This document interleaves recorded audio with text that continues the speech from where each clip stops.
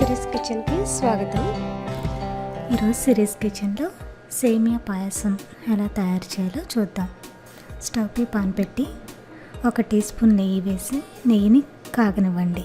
ఈ విధంగా బాగా కాగిన తర్వాత ఇందులో 10 జీడిపప్పులు, ఒక 5-6 బాదం పప్పులు వేసుకుని లో ఫ్లేమ్లో వేయించుకోండి.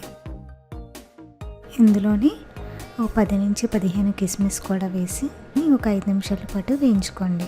ఈ విధంగా బాగా వేగిన తర్వాత వీటిని ఒక బౌల్లోకి తీసుకుని పక్కన పెట్టుకోండి.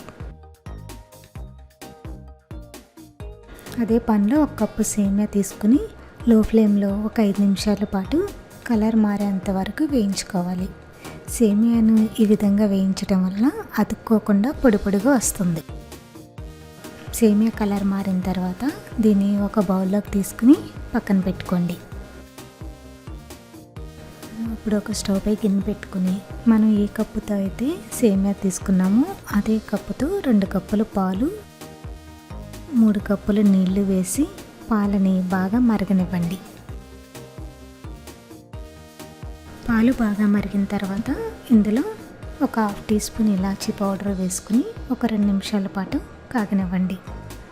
పాలు ఈ విధంగా కాగిన తర్వాత మనం వేయించి పెట్టుకున్న సేమియాని వేసుకొని 10 నుంచి ఒక 15 నిమిషాల పాటు మీడియం ఫ్లేమ్లో ఉడికించుకోండి. ఒకసారి బాగా కలిపి మీడియం ఫ్లేమ్లో సేమియాని ఉడికించుకోవాలి. ఈ విధంగా కలపటం వల్ల ముద్దగా అవ్వకుండా ఉంటుంది.